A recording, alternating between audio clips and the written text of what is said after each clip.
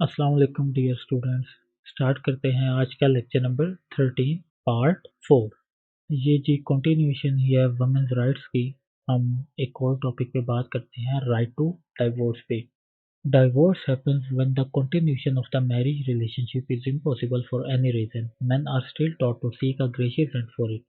The Quran states, when you divorce a woman and they reach their prescribed term, then retain them in kindness and retain them not for injury so that you transgress. Islam prescribes three ways to discontinue marriage to women.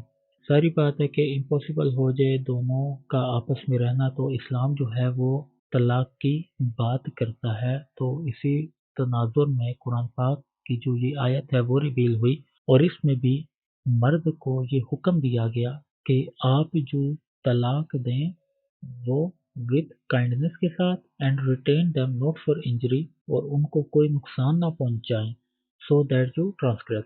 अब इस्लाम में जी तीन ways हैं to discontinue a marriage to women.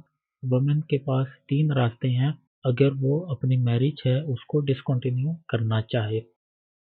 The first one is delegated divorce, जिसको कहते हैं तलाक तफवीज़। Although the power to give divorce belongs to the husband only, he may delegate the power to his wife or third person either based on absolute, conditional, temporary और permanent term। जो तलाक का right है वो इस्लाम ने तो मर्द को दिया है, क्योंकि जो औरत है उसके इर्रेशनल होने की वजह से। बट फिर भी अगर कोई औरत वो अपने हस्बैंड से तलाक जो है वो डिमांड करती है, तो ये वाला जो राइट है वो सब्सक्राइब किया जा सकता है इस तरह कि जो मर्द है वो अपने तलाक देने की पावर है वो अपनी वाइफ को दे दे, टेम्परेरी बेसिस पे, किसी कंडीशन पे, एब्सोल्यूट बेसिस पे और परमानेंट टर्म्स पर। जो सेकंड राइट टू सेपरेशन है वो है through judicial divorce. Islam provide another way to discontinue a marriage if a woman can prove that her husband is not fulfilling his responsibility on the mentioned grounds.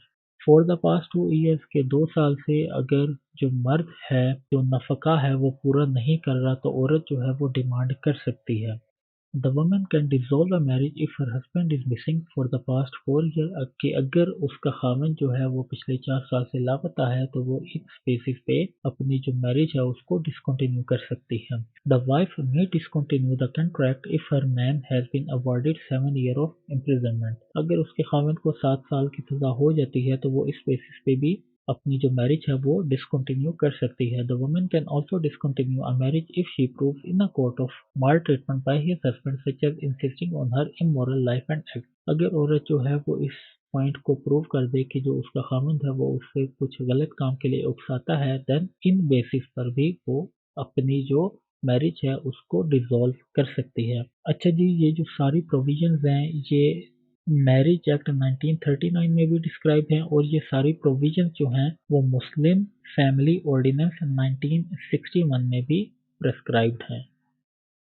अच्छा जी, फिर खुला का हक है। खुला is the right of women in Islam to divorce which means separation from her husband. After the divorce, it will be responsibility of men for the education and maintenance of children. तो divorce के बाद बच्चे जो हैं, बच्चों की जो तालीम की जिम्मेदारी है या मेंटेनेंस की, वो मर्द पर आयद होती है। जो बच्चे हैं वो अपनी माँ के साथ रह सकते हैं टिल द एज ऑफ हिजानत। हिजानत कहते हैं which is 7 years for the son and age of puberty for the daughter. After the age of हिजानत, हिजानत की एज के बाद, the children have the right, बच्चों को हक होता है to live with the father and mother which will be decided by the court. The husband seeks a तलाक, जो हस्बैंड है वो तलाक लेता है, वाइल द वाइफ सीक्स अ खुला। जो इद्दा पीरियड है वो कंसीडर की जा सकती है for reconciliation between husband and wife. तो सूरह बकरा की आयत है, if ye judges do indeed that they would be unable to keep the limits ordained by Allah, there is no blame for either of them if she gives something for her freedom. इसके बाद ये एक और point है right to witness का। बहुत ज़्यादा issue जो है इस टॉपिक पे रेज होता है कि क्यों इनहेरिटेंस के साथ साथ औरत की जो गवाही है वो भी हाफ है मर्द की निस्बत। तो थोड़ा सा इस चीज़ को देखते हैं। This issue has also been a talk of town by the feminists that why women have not been given the same privileges on the matter of witness same as men. To counter this issue, we should focus on some key notes. First, it is not in every field that the witness of women is neglected or half of the women, but there are some basic grounds to counter the issue. Her field में ही औरत की गवाही जो है वो half नहीं है, बल्कि चंद कुछ जगह हैं जहाँ पे औरत की गवाही को हाफ समझा जाता है। चलिए उसको हम डिस्कस करते हैं। सबसे पहले हैं जी स्पेशल इश्यूज।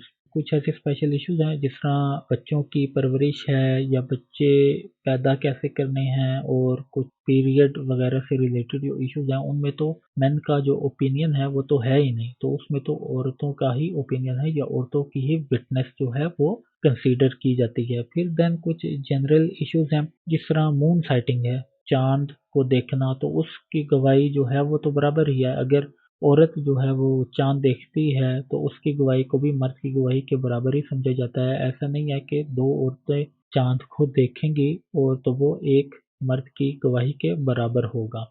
जो लास्ट वन है जी डीलिंग्स एंड क्राइम्स, के रोज़मर्रा की जो डीलिंग्स होती हैं और क्राइम्स होती हैं इनमें जो है मर्द की गवाही को समझा जाता है, क्योंकि ये मोस्टली मेन से ही रिलेटेड हैं चीज़ें, तो इस वजह से मेन जो मर्द है उसकी गवाही ही ज़्यादा कंसीडर की जाती है। लेकिन अगर आप एक चीज़ देखें, मर्द भी है उस अगर कोई कंट्रैक्ट होता है तो वहाँ पे भी दो मर्दों की गवाही चाहिए होती है, ना कि एक मर्द की।